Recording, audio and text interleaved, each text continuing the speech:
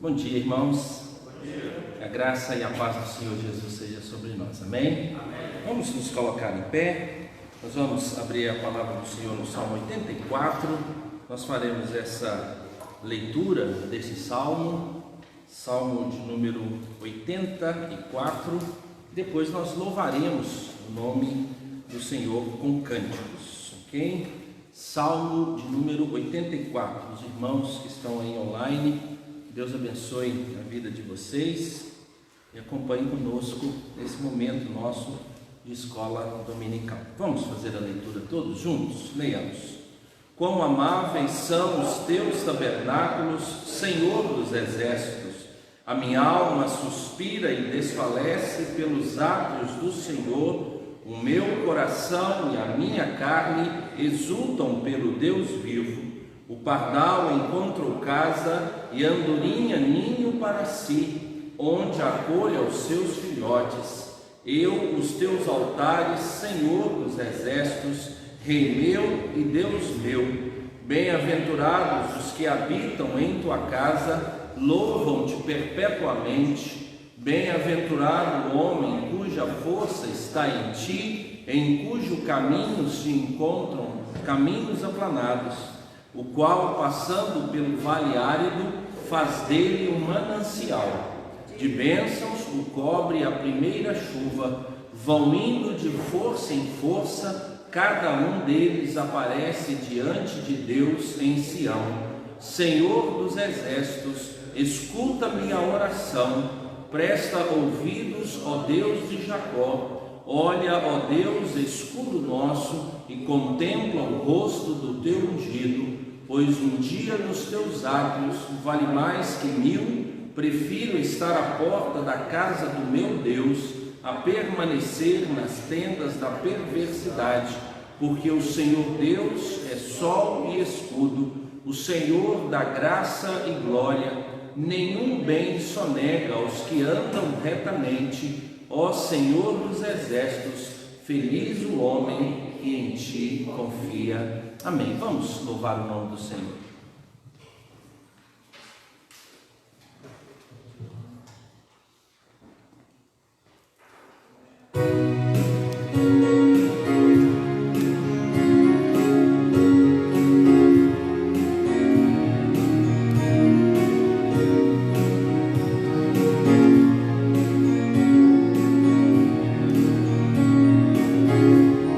Ele,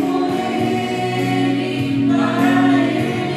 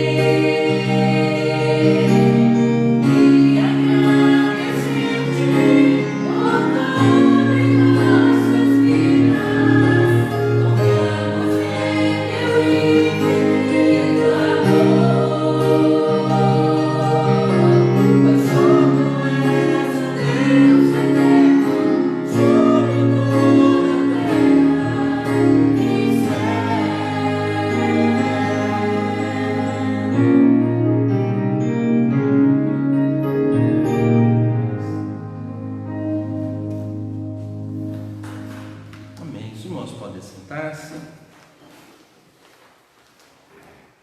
Irmãos, nós temos tido momentos de oração, meio-dia, todos os dias, né? A gente tem reservado um tempinho. De vez em quando eu mando um lembrete, não fico mandando toda vez não. Então, não sobrecarrega os celulares.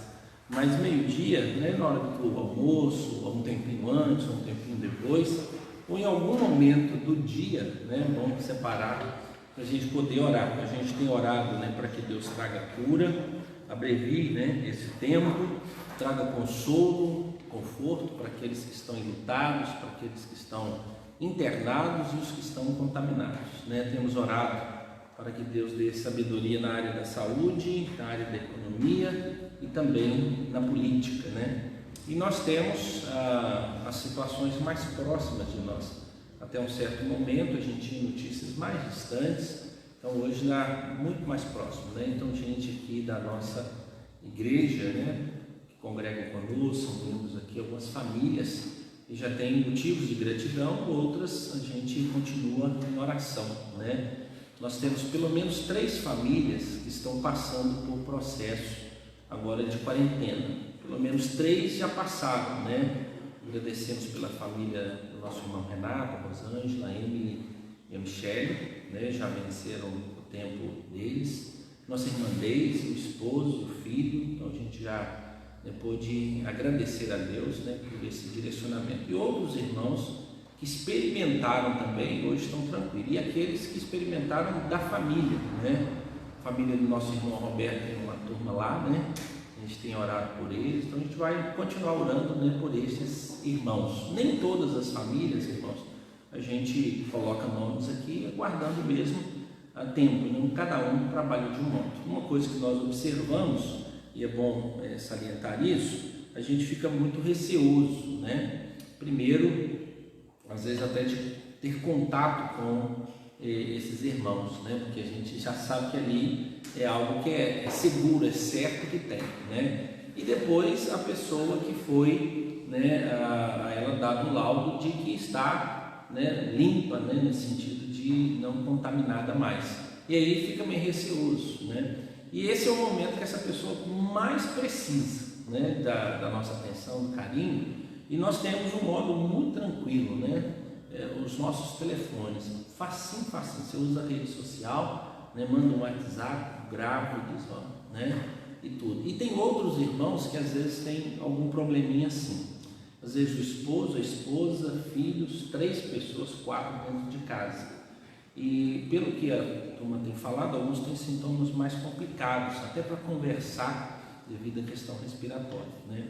E eu sempre fiquei preocupado assim, com a alimentação dessas pessoas, né? Porque fazer uma comida é algo que exige um esforço, fica em pé, mexe e aquela situação toda. Então, se você sabe de alguma família que está, leva uma marmita uns dias, ó, eu vou fornecer comida para você 3 dias essa semana, ou vou levar para você café da manhã, almoço, vou levar a janta, você pode escolher o cardápio, você vai ver como você vai fazer um bem. Se você quiser ajudar alguém, eu tenho uns 3 aqui que estão nessa situação.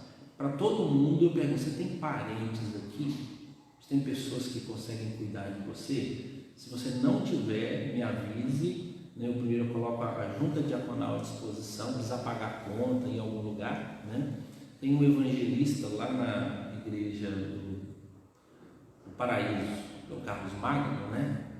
Muito amigo nosso, e colocou a moto dele à disposição. Ele sai para pagar conta, ele faz compra e vai para tudo quanto é lado. Ele ainda não está contaminado, então está numa boa. Então, se você tiver necessidade assim, entre em contato conosco. É o modo que nós podemos, né, ajudar. E a gente sabe que as coisas da casa não param, né? É um negócio que o mundo pode parar, mas a casa da gente, né, os banheiros lavados, cozinha limpinha, geladeira com água e o alimento. Então, às vezes a gente não tem essa preocupação, mas todos os dias a gente tem essa necessidade. Então, sabendo de alguém, pergunte sobre isso. Como é que vocês estão resolvendo aí essa questão de alimentação? Posso ajudar? Então, pelo menos eu sei, né, nessas reportagens, uma família que assumiu um prédio, né, uma família que atendia a 6 famílias contaminadas. E eles resolveram fazer comida, fazer lanche, para ajudar ajudar durante uma semana ele servir nessa turma toda, né? Então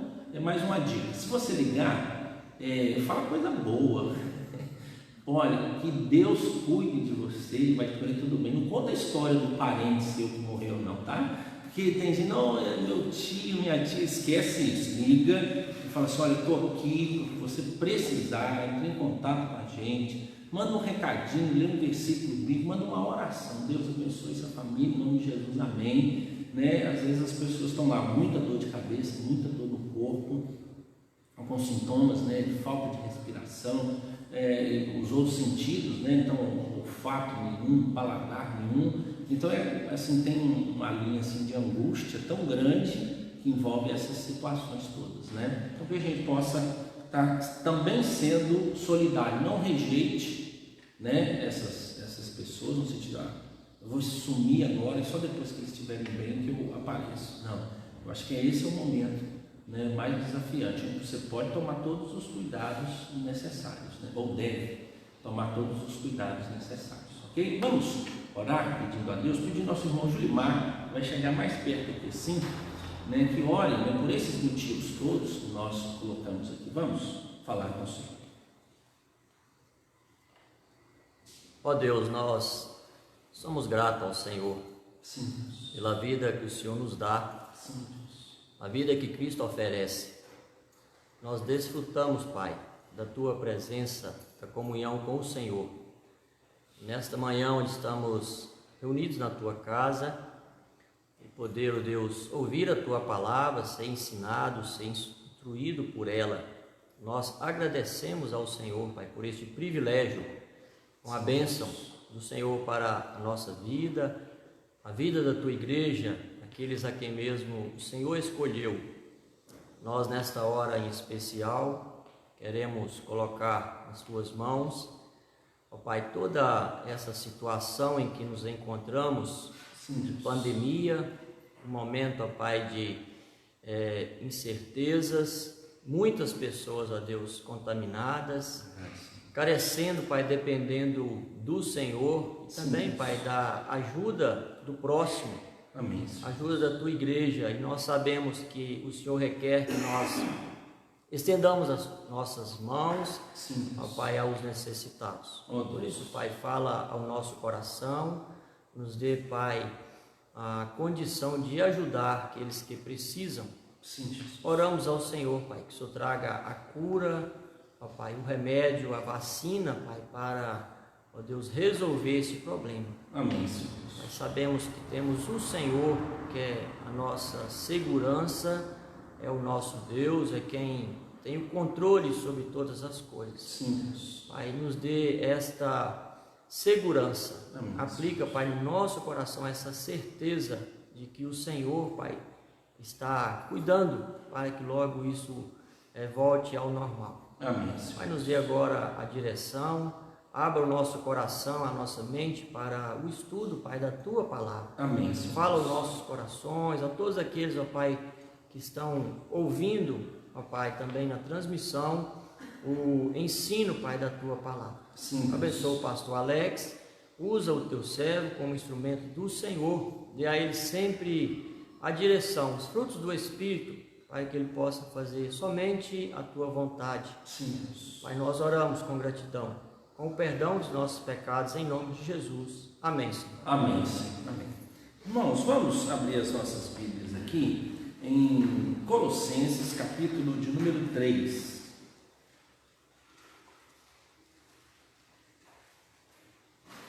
Colossenses, capítulo de número 3.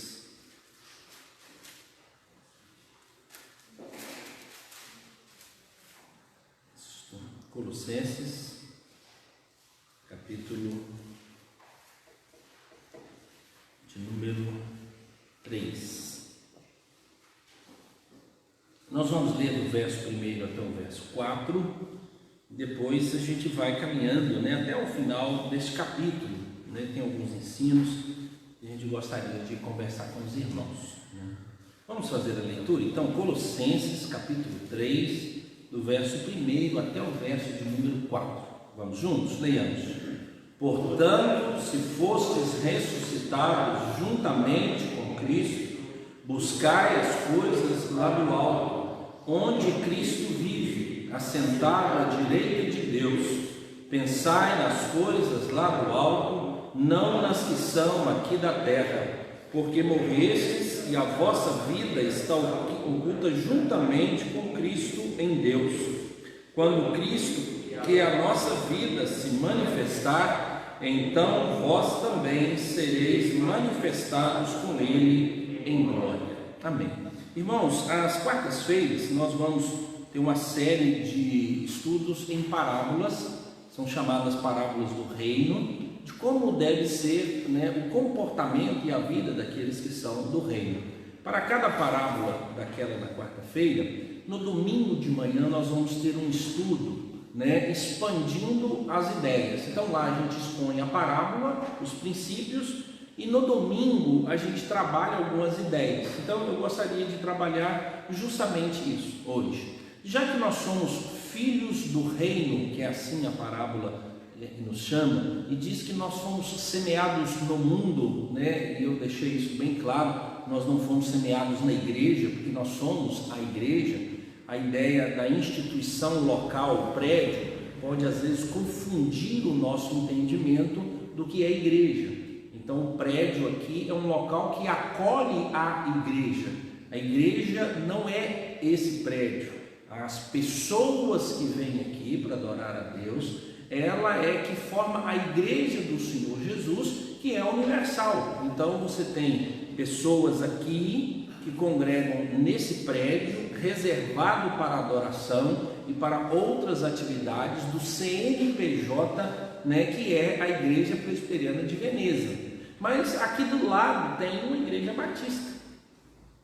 Ali é a igreja do Senhor Jesus, guardadas as devidas proporções e tudo, nós chamamos de igreja, tudo é igreja, mas nós sabemos, e fazemos essa clara distinção quando nós falamos nos nossos ensinos sobre a igreja visível e a igreja invisível. Então cada prédio, cada grupo reunido, nós chamamos de igreja visível, mas verdadeiramente, a que nós deveríamos chamar de igreja é a chamada igreja invisível, porque nesse local aqui pode reunir filhos do reino, como o termo lá, filhos do maligno, é utilizado assim na parábola, Ou seja, nesse grupo aqui que está dentro, inserido no mundo, pode ter joio, quanto pode ter trigo. No mundo, de um modo geral, o trigo vai crescer e o joio também vai crescer. E às vezes nós vamos querer fazer o levante para saber quem é joio e quem é trigo. A gente está falando do mundo. E o Senhor Jesus disse, não são vocês que vão fazer isso. Por quê? Porque Ele está falando de salvação. Então nós não somos responsáveis pela salvação das pessoas. Nós somos responsáveis pela proclamação da verdade de Deus. E aí então, nesse mundo, vão crescer joio e trigo o tempo todo. Quando é que haverá separação? No dia do juízo. Nesse dia haverá separação. E aí então o joio vai aparecer e o trigo vai aparecer. Primeiro você tira o joio, cata o joio, A diferença é que o joio, ele aparentemente da semente, quando você olha para ele, ele é mais leve, ele balança mais fácil.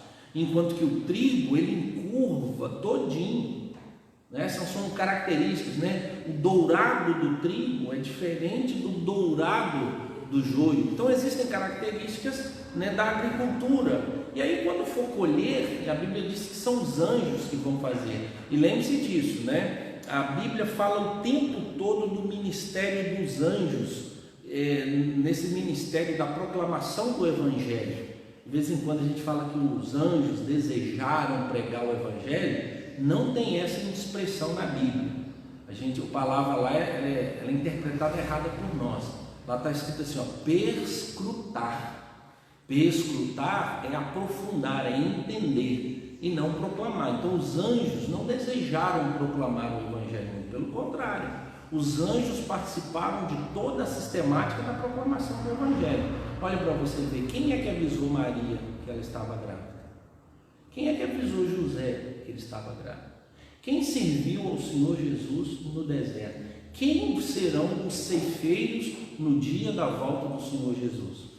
Olha que os anjos estão totalmente envolvidos em dois aspectos. Eles servem a Deus e eles servem aos que hão de herdar a salvação. Então os anjos estão lá. Então o ministério angelical, ele é fantástico, embora às vezes a gente, por medo de pensamentos que talvez não sejam pensamentos ortodoxos, doutrinários, nós colocamos então os anjos num patamar de que, tipo assim, não, esse aqui ninguém toca, não conversa sobre isso, nem fala em anjo. Só que a Bíblia o tempo todo, o anjo que acompanhava Pedro aparece.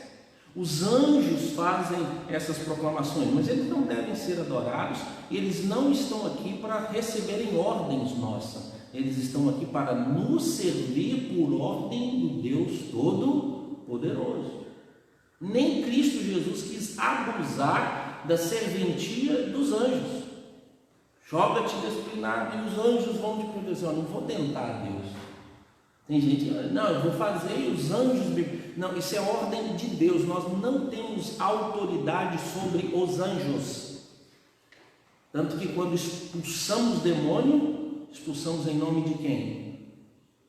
De Jesus. De Jesus.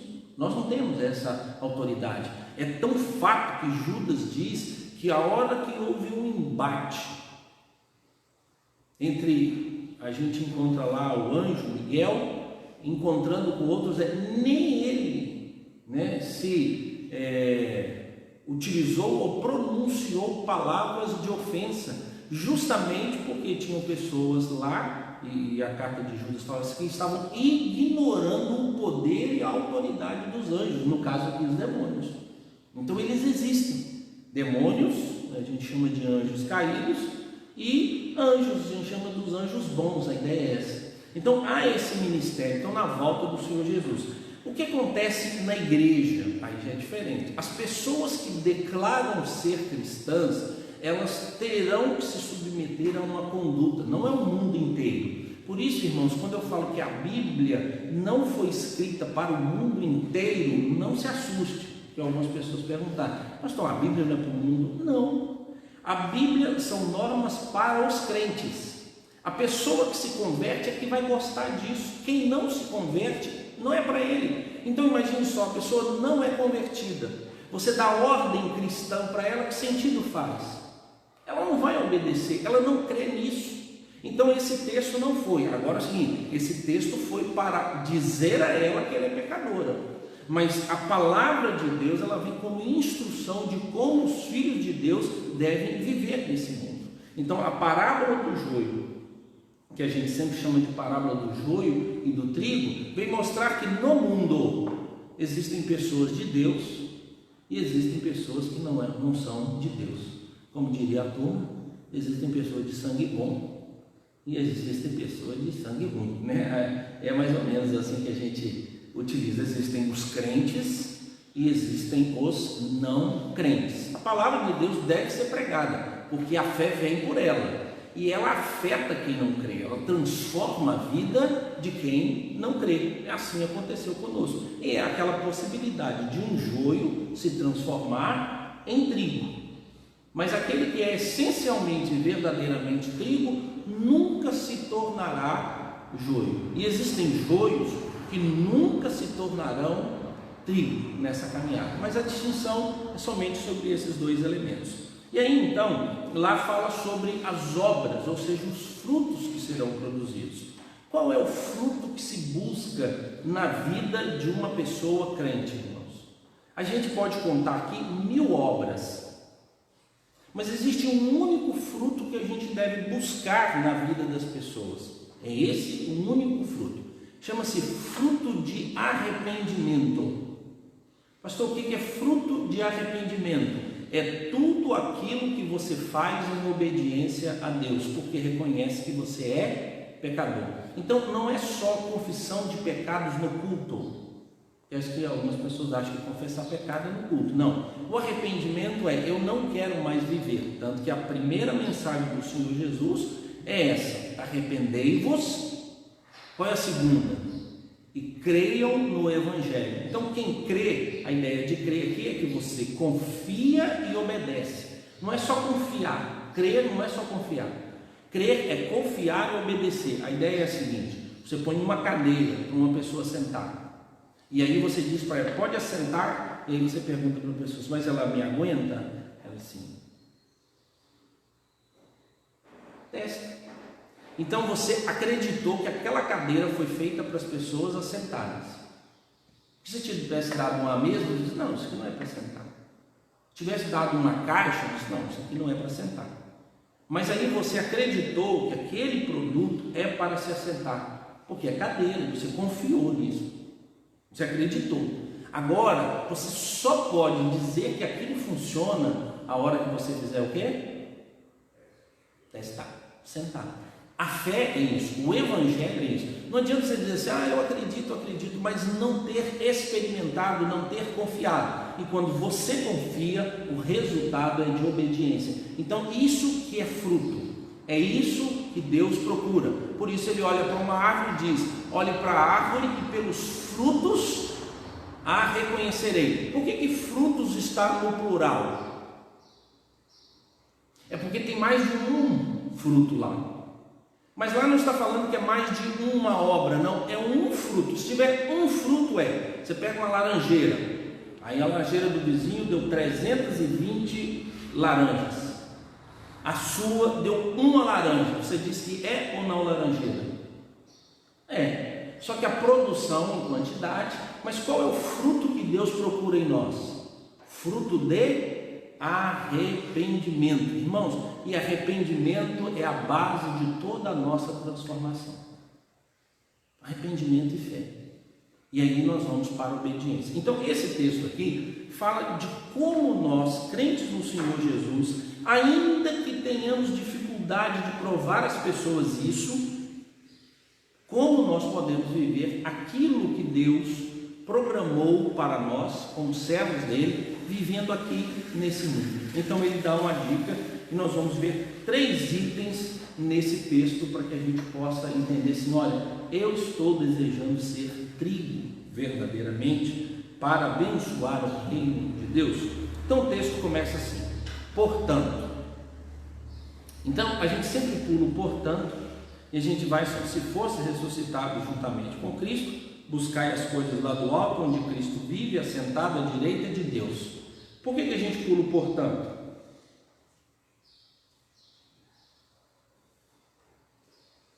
Porque a gente aprendeu a ler a Bíblia em capítulos e versículos. Nós aprendemos a ler. Então, capítulo e versículo é maravilhoso para a gente poder se endereçar e saber onde está. É um mapa gráfico maravilhoso, pontuado, você não tem como se perder. Eu lembro, tanto que tem pessoas que vão memorizar capítulo, versículo, parte A, parte B, parte C, até parte D nós encontramos, né? Mas isso não fazia parte do texto original. E aí nós, numa tendência, por causa de capítulos e versículos, conseguimos decorar os blocos e guardamos as ideias de blocos da Bíblia, enquanto que esse texto não foi escrito em blocos, capítulos e versículos, ele foi escrito por inteiro. Para que eu possa entender o portanto do capítulo 3, o verso 1, eu preciso ler o que vem antes. E às vezes a gente tem assim, quando nós vamos estudar as Escrituras, nós necessitamos fazer isso. A cada parágrafo que se divide, eu preciso ler os parágrafos anteriores, isso para interpretar as Escrituras. Porque, irmãos, o capítulo 2 inteirinho, o apóstolo Paulo está defendendo uma tese. A tese é: se você tem Jesus, você não precisa de mais nada. Se você tem Cristo, você tem tudo. Porque o capítulo 1, ele diz quem Jesus é. Ele é o Deus invisível, Criador de todas as coisas. o cabeça da igreja, aquele que governa. Capítulo 2: aqueles que creem em Cristo Jesus, eles não são mais vencidos pelas artimanhas do mundo, pela sedução, pelos desejos. E deixa muito claro que o que vence o mundo não é a nossa força, não é o quanto nós somos positivos, e nem pelo quanto guardamos mandamentos. Por quê? Porque você era salvo por guardar mandamento, pelas obras. Só que em Cristo Jesus vai fazer duas coisas. Primeiro, declararmos que nós somos incapazes de guardar a lei, porque só Ele pode guardar. Então Cristo nos mostra a força da lei esmagadora, que a gente não consegue vencer, mas Cristo Jesus viveu nesse mundo sem pecado, para que Cristo Jesus nos conduzisse de volta à lei. Então Cristo fala assim: olha, sabe a lei? Sim, você é incapaz de guardá-la, então não vive por ela. É? Uai, então não é mais para eu viver na lei? Não. Aquelas cerimônias todas? Não. Então eu ia ser salvo se eu fizesse tudo certinho? Isso. Mas eu estou falando para você, não, nesse momento não. Acredite em mim. Você tem que olhar para mim. Eu sou maior do que a lei. Eu venci a lei. Olha para mim. Esquece da lei. Que é a lei o quê? Antigo Testamento, antiga aliança. Ele diz: não vai dar certo se você continuar usando aquelas práticas de sacrifício, de ir de novo a templo para levar holocaustos, guardar aqueles jejuns de sacrifício da sua vida, fazer tudo aquilo, não tem sentido mais. Guardar festas, luas novas, não há mais sentido. Aí então é para esquecer a lei? Isso, esquece. Aí você e eu vou acreditar em quem? Em Jesus. Então eu acredito no Senhor? Que acreditou? Agora você vai olhar para a lei. A partir de agora você vai ver a lei com outros olhos. E aí ele tirou todas as cerimônias e deixou o cerne da lei. Aí ele ensinou a verdade sobre a lei, porque tudo quanto havia sido ensinado sobre a lei estava errado. Então esqueça o que te ensinaram sobre a lei, e agora aprendam de mim, que sou manso e humilde de coração. É isso que o apóstolo Paulo está dizendo. Abandone o judaísmo, abandone qualquer prática idolátrica que você tinha na sua vida, pois nada vai fazer você estar distante do pecado. Viu? Vamos ler aqui, verso de número 16 do capítulo 2. Diz assim: ninguém, pois, vos julgue por causa de comida e bebida, ou dia de festa, ou lua nova, ou sábados. Antes, o que acontecia, irmãos? Aí da pessoa comer a comida errada, aí da pessoa não guardar o sábado, aí da pessoa não participar das festas cerimoniais. Estava errado. Só que o apóstolo Paulo diz assim: ninguém te julgue. Por quê? Porque essa lei não está mais sobre sua vida, você não escravo dela mais. Essa lei foi vencida. Mais uma: porque tudo isso tem sido sombras das coisas que haviam de vir, porém o corpo é de... O que ele está dizendo, irmãos? É que tudo quanto era antigo era sombra, e agora o que você está vendo é o corpo. Então qual é a explicação para isso? Acho que dá. Eu estou aqui de frente para a luz, né? Tem aqui, se o irmão vem cá, dá para olhar. Está vendo que tem sombra lá? Na parede? Quando você olha para aquela sombra, você sabe que sou eu, se não tivesse me visto? Só olhar para a sombra, ó. Só para a sombra. Era assim que viviam os judeus no Antigo Testamento, porque eles não tinham visto quem? O corpo. Quem é o corpo? Cristo. Então eles viam a sombra, mas eles não viam a realidade. A sombra não está errada, só que a sombra não revelava tudo. E agora eles viram quem? Jesus. Agora está sendo pregado o quê? Jesus. como é que eles viam Jesus por lá? Como é que eles viam o Messias por lá? Pelas sombras. Eles olhavam para o templo e falavam assim: gente, que coisa linda. Olhavam para o sacrifício, que maravilha. Olhavam para o sacerdote, olhavam para a bacia, olhavam para tudo, via cerimônias e eles assim: que lindo, que lindo. Aí quando Jesus veio, ele disse: não precisa de mais nada disso. O esvaziamento de sentido, de significado, pois todas essas coisas apontavam para quem, irmãos?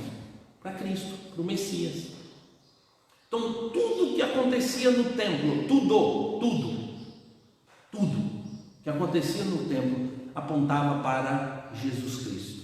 Jesus Cristo que diz isso. Ele diz assim: eu sou o templo.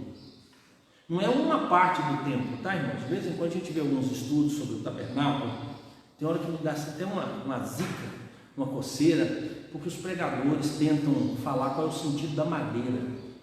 A madeira era a acácia, né? E a acácia é uma madeira muito dura e muito torta. E aí então, assim é a nossa vida, muito dura e muito torta. Mas aí Jesus vem e faz o que com a acácia? Acerta, então, para que você seja do povo de Deus. Deus vai tratar com a sua vida. Isso é alegoria, isso é mentira, irmãos. A Bíblia não fala sobre isso. A madeira é a acácia. Os tecidos eram tingidos, né, com tintas maravilhosas. Os querubins estavam lá. A arca da aliança. Todos os elementos se fundiam em um único significado. Qual? Sacrifício. Tudo o que acontecia lá é para que o sacrifício acontecesse.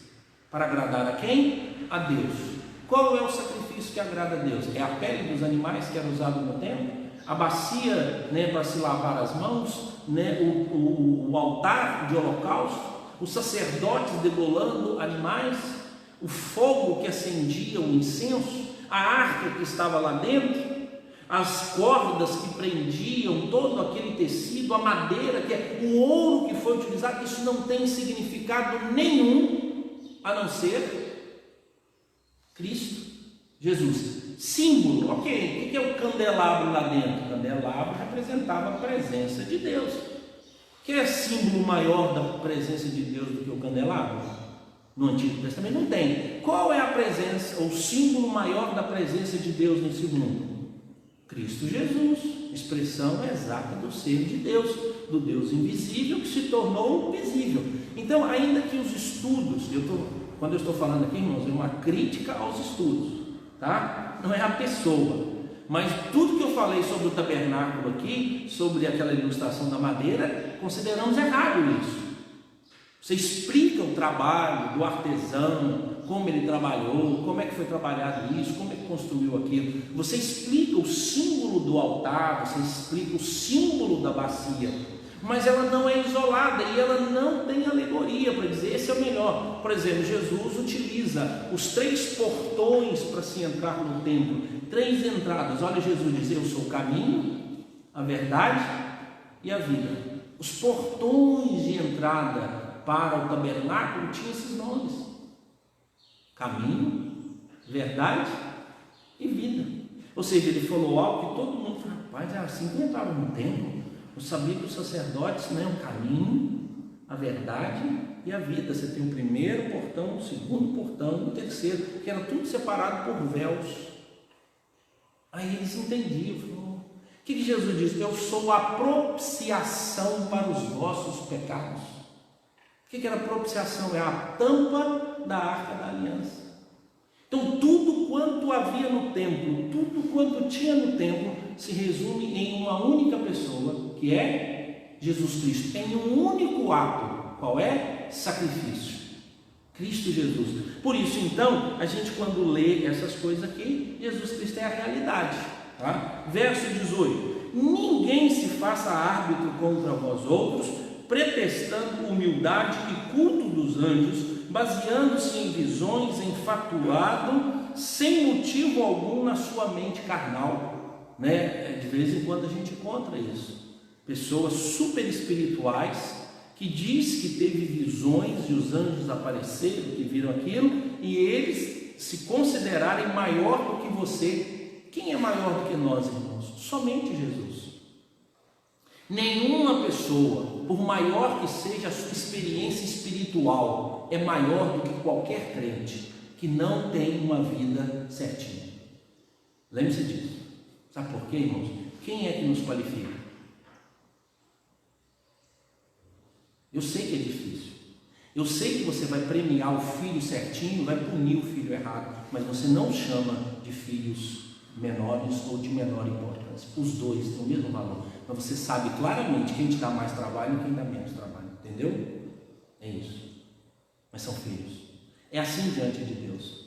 A pessoa mais santa nesse mundo não é melhor do que aquele que caiu em prostituição por causa de um pecado, sendo crente.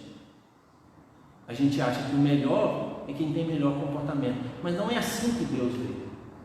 Deus quer corrigir tanto o santo quanto aquele que está em vida de pecado. O santo deve permanecer assim e aquele que está em vida de pecado deve corrigir. Mas todos eles são o quê? Filhos de Deus. Por isso que ele está dizendo, não ache você porque você teve revelação, você teve visão, porque os anjos te visitaram, você conversou com os anjos, você é melhor em sair julgando as outras pessoas. Incrível isso. Mais um, 19.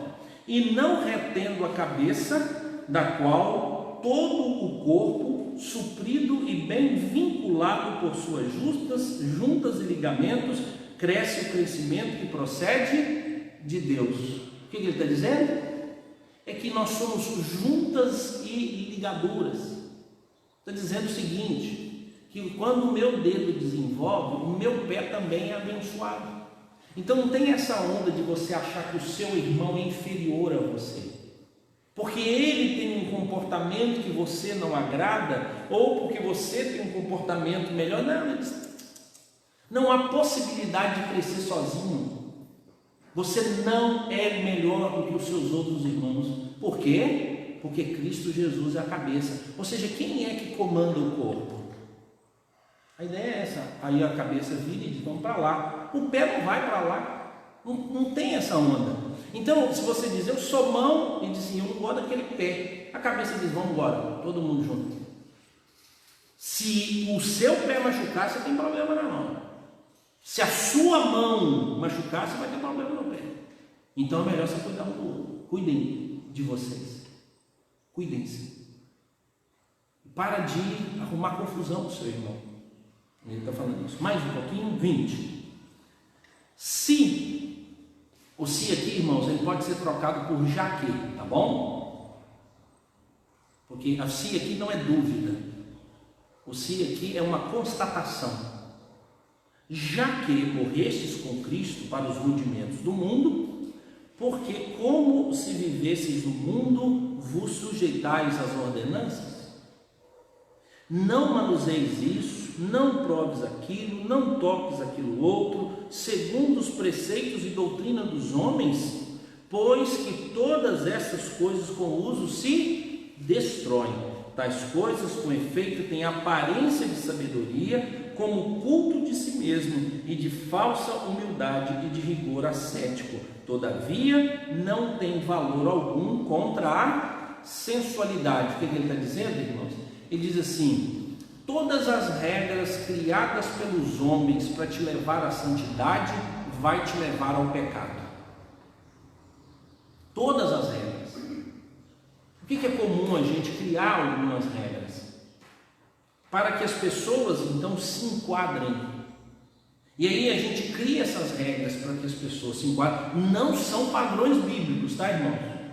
Às vezes até na igreja acontece isso. Às vezes os lares. Vou pegar aqui agora, né, essa brincadeira última.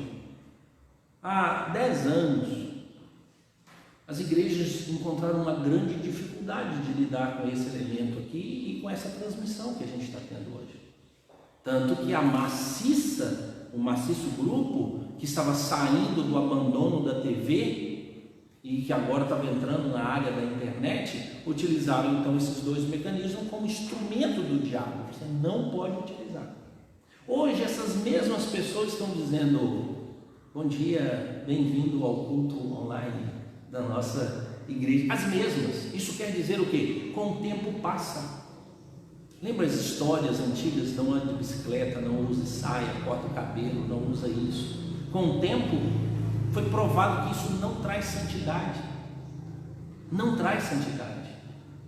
Então fazer as coisas, então ninguém se santifica sozinho. Ninguém consegue produzir santidade em si mesmo. Somente Cristo Jesus que pode santificar alguém. Somente Cristo Jesus que pode. Por isso, então, uma grande luta. Mas é comum nós voltarmos, irmãos, a essas práticas, né? Às vezes a gente encontra essas regras e elas podem aprisionar. E nós gostamos de regra e nós preferimos que as regras existam. Preferimos. Por quê? Porque aí eu tenho controle sobre as coisas. E era isso que estava acontecendo. Ele está dizendo assim: não, agora vocês são livres, não guardem as regras que estavam aqui, irmãos. A ideia era mais ou menos: se você fizer algumas coisas, você vai vencer a sensualidade. Ele disse: não, se você não estiver em Cristo, você não vence a sensualidade. E nós sabemos disso, que mesmo estando em Cristo Jesus, a sensualidade ela chega até nós. Então você sabe que, eu vou fazer esse tanto de regra, mas sua cabeça continua. Então se você quer pecar, ainda que seu corpo não projete isso, mas lá na sua mente, se você quer fornicar, se você quer adulterar, lembre-se, era mais fácil ser crente no Antigo Testamento que no Novo, né? Imagine só sobre adultério. Antes você tinha que trair a esposa, você tinha que provar em tribunal.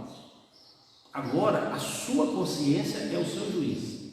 Olha para você ver. Diz o quê? Se você pensar, olhar para uma mulher e pensar coisas impuras, você já adulterou com ela. Assim também o inverso para homem. Então, o Novo Testamento é mais difícil do que o Antigo Testamento. Muito mais complicado. Porque a lei agora está dentro de nós. A lei é o nosso juiz. Ela nos sentencia. Porque eu deixei de cumpri-la externamente, com coisas visíveis, para que as pessoas pudessem me ver ao templo. Aí chegavam a apresentar o sacrifício. Aí Jesus falou assim: eu quero ver. Eu vou à igreja. Falei: mas eu leio a Bíblia. Mas eu dou donativo para os pobres. Não conta. O que conta? Crer em Jesus. Mas eu vou à igreja. Parabéns, que você crê. Mas isso não conta, irmãos. Não conta. O que conta? Crer em Cristo Jesus. E não as obras. E não uma luta contra a sensualidade, dizendo: não toque nisso, não pegue naquilo, não faça aquilo outro, cheio de regras de homens. Mas quando estamos em Cristo Jesus, por isso ele usa esse termo, tá? O nosso estudo estendeu, né, irmão? Dá para ir semana que vem, mas beleza. Por que o portanto, irmãos, no verso 1? O portanto é por causa do capítulo 2 e capítulo 1. Então, se você quiser explicar o portanto, você tem que ler o quê? O capítulo 1 e o capítulo 2. Então, não fique com preguiça, já dei a dica. Pare na sua casa e leia um livro inteiro da Bíblia, vai ser melhor para você. Você vai dizer assim: não, você fica mais inteligente. Você vai ver que você vai perceber isso. Não é que é mais inteligente, é que você leu tudo que precisava. As estatísticas estão dizendo que os brasileiros, nessa pandemia aí, eles estão ficando, né, por exemplo, no Facebook, 3 horas e 50 minutos por dia. 3 horas, é a média hoje. Está sendo assim. O pessoal está usando muito, então, horário de trabalho, essas coisas todas. E aí um cidadão fez um teste em 3 horas. Desculpa, em 1 hora e 40 minutos ele leu o Evangelho de João. O John Piper, há muito tempo, ele diz assim: qual é o benefício das redes sociais lá no fim das contas? Ele pergunta assim, qual é a utilidade, né, das redes sociais e tal? Aí ele fala assim: é que nós descobriremos que perdemos muito tempo à toa e que poderíamos ter usado para conhecer as coisas de Deus. Então, não leia, por exemplo, eu vou ler a minha Bíblia em 1 ano. Não. Leia livros da Bíblia. Eu falei, vou ler o livro, vou sentar hoje, vou ler Colossenses. Colossenses. Teve um rapaz que falou assim, pastor, eu leio a Bíblia, eu não entendo nada. Eu falei, você tem certeza? Tenho.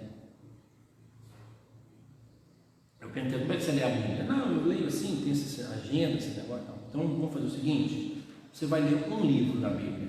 Aí, qual? Colossenses. Mas ele é pequenininho, pastor, você vai ler todos os dias, 2 vezes, durante 30 dias. Ele não é preciso disso tudo, você quer compreender? Quero. Primeiro dia, segundo dia, terceiro dia, quarto dia, quinto dia, ele me diz, rapaz, eu nunca li esse negócio. Eu sou crente há mais de 20 anos, eu nunca tinha lido esse livro, eu nem sabia que esse livro falava dessas coisas. Eu falei, ok, então vai lá, até o final do mês. A vida dele agora, ele fala assim, gente, Colossenses é um livro maravilhoso. Lembra a última vez que você leu? Nem lembra. Sabe o que tem lá? Nem lembra. Lá tem um portanto. Se você começar pelo portanto, você lê o livro todo. Faça um desafio, leia Colossenses essa semana 2 vezes por dia. Sabe quanto tempo leva? Menos do tempo de ler a revista de escola dominical. Revista de escola dominical você lê com 6 minutos, 4 minutos, 5 minutos. Então, com 10 minutos você consegue ler esse livro. E fala assim, boa. Então, irmãos, no estudo de hoje nós estamos no portanto.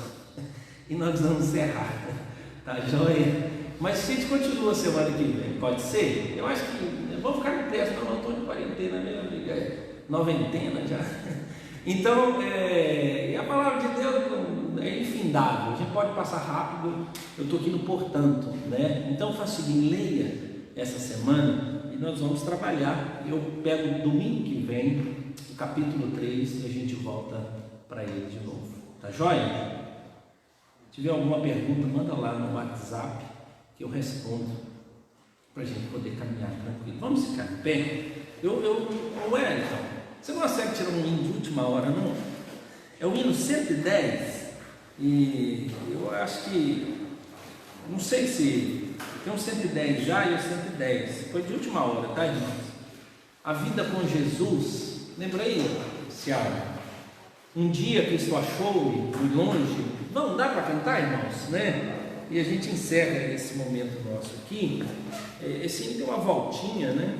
Mas beleza, vamos cantar.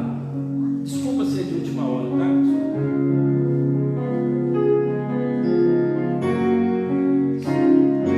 110.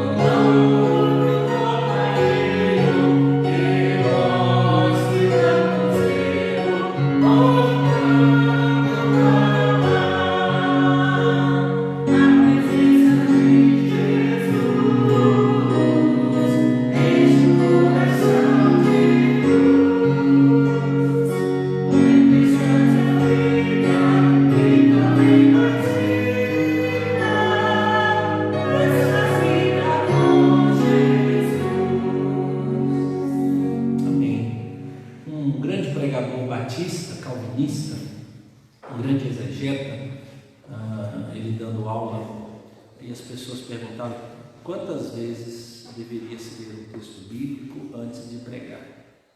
E ele disse: eu sugiro 100 vezes. Então, para a gente poder compreender, fazer redação, né? Fazer uma interpretação de texto legal, né? Então, é assim mesmo que a gente vai ver. Vamos orar? Deus, muito obrigado por esta manhã e pela tua palavra. Que ela, ó Deus, transforme o nosso entendimento e que nós possamos buscar a verdade e desejar, ó Deus, em Cristo Jesus, viver como trigos nesse mundo. Em nome dele que nós oramos. Amém. Que Deus nos abençoe. Irmãos, para hoje à noite está encerrada a vaga, está lotadinho, então são 30 pessoas que participam das reuniões. Que Deus nos abençoe. 19 horas, os irmãos aí em casa, Deus abençoe a vida de vocês. Tenham um bom domingo.